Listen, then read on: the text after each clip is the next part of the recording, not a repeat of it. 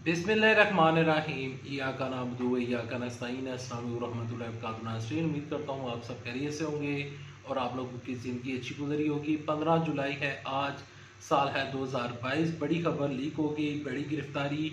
ये खबर सुनकर आपको अपने कानून के ऊपर यकीन नहीं आएगा, क्या ऐसा भी हो सकता है। सीनियर माहिर कानून जो हैं एतजाज़ साहब जो हैं वो क्या कहते हैं, डॉक्टर शहमसूद का तजिया क्या है, इसके अलावा इमरान साहब क्या करने जा रहे हैं, राना सनाउल्लाह साहब क्या फरमा रहे हैं और शहबाज शरीफ ने क्या फरमाया है। और शहबाज शरीफ ने एक लालीपॉप दिया है, वो लालीपॉप उन्होंने क्यों दिया है आगे चलकर आपके साथ डिस्कस करूंगा। खबरें क्या हैं और एक खबरों की तफसील डिस्कस करें। इस पर आगे बढ़ने से पहले आप सबसे छोटी गुजारिश है कि इस वीडियो को लाइक कीजिएगा, चैनल सब्सक्राइब कीजिएगा, साले का नोटिफिकेशन बेल दबाइएगा ताकि जो आने वाली वीडियोस हैं आप उनको मिस ना कर सके। और आप सबसे एक चीज़ की मैं माजरत चाहता हूँ कि मेरी आंखें थोड़ी सी रेड हुई हुई हैं, थोड़ी सी यानी कि हालत मेरी बिगड़ी हुई है, उसको आप इग्नोर कीजिएगा। थोड़ी सी तबीयत ख़राब है तो इस वजह से आप इसको यकीनन मैनेज कर लेंगे। तो ख़बरों की जानिब बढ़ते। खबरें कुछ यूँ हैं कि सबसे पहले राना सनाउल्लाह साहब की एक स्टेटमेंट सामने आई है। राना सनाउल्लाह साहब कहते हैं कि तहरीक इंसाफ की अगर कोई भी कारकुन है, अगर वो नून लीग की कारकुन के खिलाफ नारे कसता है, नारे मारता है, तो बाकायदा तौर पर उसका पासपोर्ट जो है और उसका शनाख्ती कार्ड ब्लॉक कर दिया जाएगा। अब ये खबर पुरानी है, इस वीडियो में शामिल करने का मकसद इस वजह से मैंने इस वीडियो में ये खबर शामिल की है क्योंकि अब इसके ऊपर एतजाज़ साहब का एक बाकायदा तौर पर रिएक्शन सामने आ गया। क्योंकि एतजाज़ साहब जो हैं वो कानून को समझते हैं, वो अपनी कानूनी राय देते हैं, तो वो आपके साथ शेयर करना लाजमी थी। यहाँ पर एतजाज़ साहब कहते हैं कि क्या राना सनाउल्लाह साहब लोगों को अपनी जेब से शनाख्ती कार्ड और पासपोर्ट बनाकर दे रहे हैं। वो कहते हैं कि राना सनाउल्लाह का जो यानी कि राना सनाउल्लाह का जो बयान है ये एक मुज़ायका खेज बयान है, ये इस तरह के बयान नहीं देने चाहिए। अच्छा, राना सनाउल्लाह साहब एक तरफ से ये बयान दे रहे हैं और दूसरी जानब से राना सनाउल्लाह साहब ये कह रहे हैं कि मैं इमरान साहब को गिरफ़्तार करने का मुझे शौक़ है और मेरी ये ख्वाहिश है कि मैं इमरान साहब को गिरफ़्तार कर लूँ।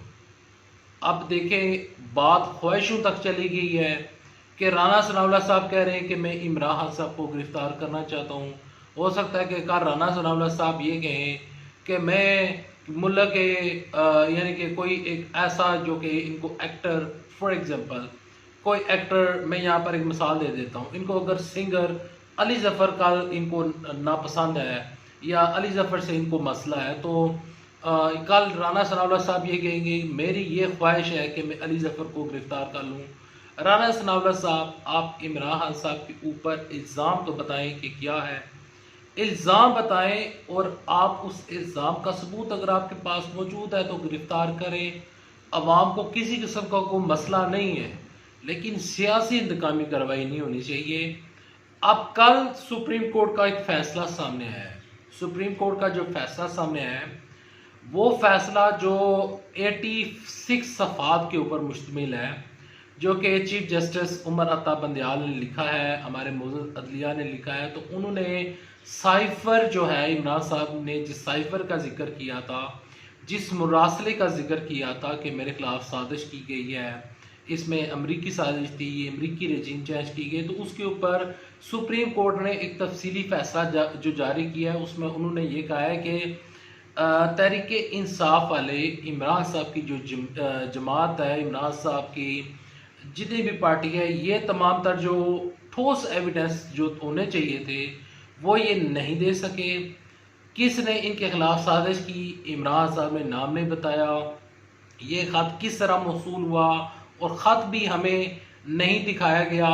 तो सुप्रीम कोर्ट का जो फ़ैसला है वो फ़ैसला है, उसके ऊपर नज़र सानी की अपील की जा सकती है।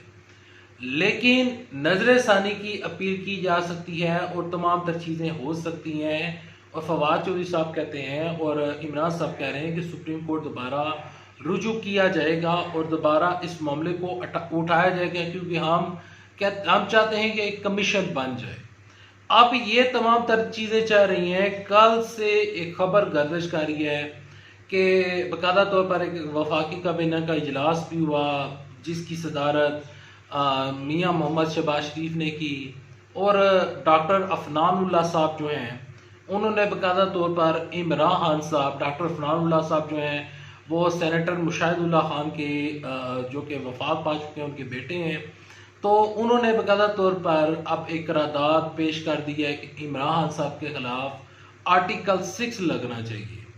अब आर्टिकल 6 की बात हो रही है तो इमरान साहब कह रहे हैं कि इमरान साहब की जो पार्टी है, फवाद चौधरी की जो प्रेस कॉन्फ्रेंस है, उन्होंने कहा है कि देखें अगर आर्टिकल 6 की बात हो रही है तो रस्सियां कम पड़ जाएंगी और गले ज़्यादा हैं। देखिए राना सनाउल्लाह और ये जितने भी लोग हैं, ये जब से इक़्तिदार में आए हैं सिर्फ और सिर्फ एक ख्वाहिश है। पहले दिनों ही में इन लोगों ने बाकायदा तौर पर इस ख्वाहिश का इजहार कर दिया था कि ये लोग इमरान साहब को गिरफ्तार करना चाहते हैं। असल में इमरान खान साहब ने इनके ऊपर जितने भी इनके ऊपर केसेस थे, वो ये लोग ये कहते हैं कि ये केसेस इमरान खान साहब ने बनाए हैं। नवाज शरीफ को इमरान साहब के ऊपर गिला है, शहबाज शरीफ को इमरान साहब के ऊपर गिला है, राना सनाउल्लाह को इमरान साहब के ऊपर गिला है, मरियम नवाज शरीफ साहबा को इमरान साहब के ऊपर गिला है। ये तमाम तर गिले अपनी जगह पर मौजूद हैं और इन गिलों को धोने के लिए, इन शिकवे शिकायतों को धोने के लिए ये लोग इमरान खान साहब को जेल में डालना चाहते हैं। लेकिन एक मिनट के लिए रुकिएगा, मैं आपको यहाँ पर एक चीज़ समझाना चाहता हूँ कि नवाज शरीफ के ऊपर केसेस इमरान खान साहब ने नहीं बनाए, पनामा इमरान खान साहब ने नहीं बनाया था, आशियाना हाउसिंग स्कीम का केस इमरान साहब ने नहीं बनाया था, चौधरी शुगर मिल्स का केस इमरान साहब ने नहीं बनाया था, इवन फील्ड के जो महलात हैं वहाँ पर जितने भी ये केसेस चलकर हमारे सामने आए हैं, इसमें इमरान खान साहब ने एक भी जो केस है वो सियासी इंतकामी कार्रवाई का केस इन पार्टीज के ऊपर नहीं बनाया। तो फिर केसेस किसने बनाए? केसेस असद जरदारी ने नवाज शरीफ के ऊपर बनाए और शरीफ खानदान के ऊपर बनाए, और शरीफ खानदान ने असद जरदारी के ऊपर बनाए। ये दोनों जमातें एक दूसरे के खिलाफ केसेस बनाती रही हैं और आज ये दोनों जमातें इकट्ठी हैं। तो इसमें इमरान खान साहब की क्या गलती है? जब भी जलसे होते हैं, जुलूस होते हैं, सिर्फ हमें बताया जाता है कि फराह ने करप्शन की है, फराह ने पाकिस्तान का पैसा लूटा है। अगर लूटा होगा, आपके पास कोई एविडेंस मौजूद होगा, आपके पास हुकूमत है, आपके पास अदालतें हैं, आपके पास तमाम सिस्टम मौजूद है, उठें अदालतों में केस जमा करवाएं, गिरफ्तार कर सकते हैं, करें। मुझे फराह से मेरा कोई इनसे कोई पर्सनल इंटरेस्ट नहीं है, मेरा किसी पार्टी के साथ पर्सनल इंटरेस्ट नहीं है। मेरा इंटरेस्ट है सिर्फ और सिर्फ यहाँ पर मेरा जो इंटरेस्ट है वो सिर्फ और सिर्फ पाकिस्तान है। मेरा इंटरेस्ट किसी पार्टी के साथ नहीं है। जिसने भी पाकिस्तान का पैसा लूटा, चाहे जो मर्जी है, चाहे वो नवाज शरीफ है, शहबाज शरीफ है, एतजाज साहब है, या डॉक्टर शाह मसूद हैं, या इमरान खान साहब हैं, उनको पकड़े, उसे पैसा निकलवाएं।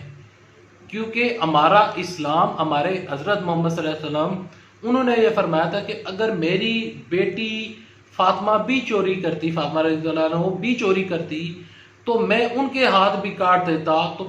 तो मुसलमान और यानी कि जो इस्लाम है वो इतनी यानी कि कड़ी और इतनी सख्त सजा देने का उन्होंने बाकायदा तौर पर इस्लाम हमें लेसन देता है। अगर कोई चोर है तो बाकायदा तौर पर इस्लामी कानून के तहत अगर सजाएं दी जाती या सजाएं दी जाने लगी तो बाकायदा तौर पर ये निज़ाम जो है वो ठीक हो जाएगा। अब डॉक्टर शाह मसूद का क्या तज्जिया है? डॉक्टर शाह मसूद ये कहते हैं कि ये जो जितना भी ये जो सेटअप चल रहा है शहबाज शरीफ का, ये सेटअप बिल्कुल भी नहीं बचता, ना इसने बचना है। डॉक्टर शाह मसूद कहते हैं कि ये बाकायदा तौर पर ये जो कुछ कर रहे हैं शहबाज शरीफ के पल्ले कुछ भी नहीं है, ये निज़ाम गिरना है, निज़ाम नहीं बचेगा। ये लोग जो हैं वो बाकायदा तौर पर इनका मुस्तकबिल ख़त्म हो गया, सियासी मुस्तकबिल इन्होंने बाकायदा तौर पर इन्होंने अपना खुद ख़त्म कर दिया। इन लोगों ने अपनी टांगें बाजू काट कर बाकायदा तौर पर इन्होंने फेंक दी हैं।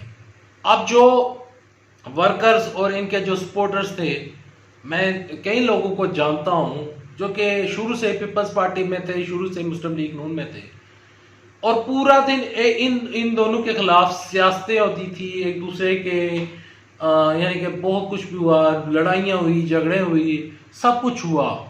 लेकिन अब वो लोग, जब इन लोगों ने देखा कि ये लोग इकट्ठे हो गए हैं, हमारे बड़े वो इकट्ठे हो गए हैं, तो जो नीचे वर्कर्स है, अब वो वर्कर जो है वो उठकर पीटीआई में शामिल हो चुका है।